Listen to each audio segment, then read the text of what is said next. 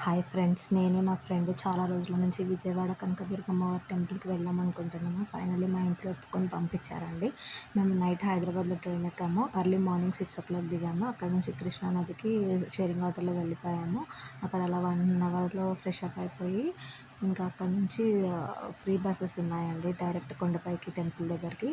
ప్రశాంతంగా 8 లోపల మాది దర్శనం అయిపోయింది. ఇంకా కిందికి వచ్చేసి ప్రసాదం తీసుకొని కిందికి వచ్చేసి ఇంకా టిఫిన్ చేసేసి విజయవాడలో ఏంది ఇంకేమున్నాయి అని అనుకునే లోపల ఒక ఆవిడ చెప్పింది కుందల మాత చర్చ్ ఉంటుంది, చాలా బాగుంటుందని. సో అక్కడికి వెళ్ళాము. ఇక్కడ కూడా కొండపైకి ఉంటుందండి దేవుడు మేరీమాత. ఇంకా అది స్టెప్స్ ద్వారా మాకు 2 hours పట్టింది.